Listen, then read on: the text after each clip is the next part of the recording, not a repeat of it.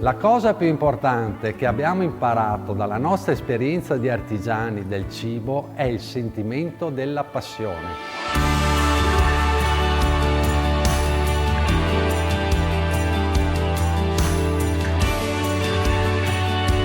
Passione significa accostarsi al lavoro con una speciale concentrazione, osservare la naturalità dei colori delle materie prime, sentire i profumi della farina e degli impasti per percepirne le caratteristiche organolettiche, seguire con dedizione il ciclo produttivo, verificandone puntualmente gli esiti.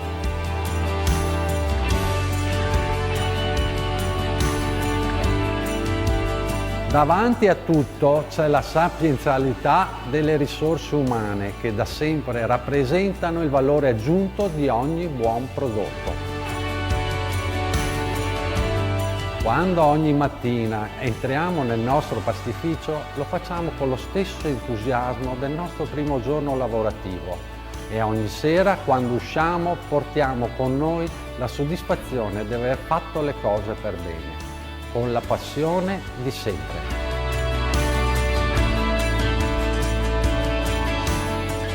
E tutto questo ci ripaga e appaga.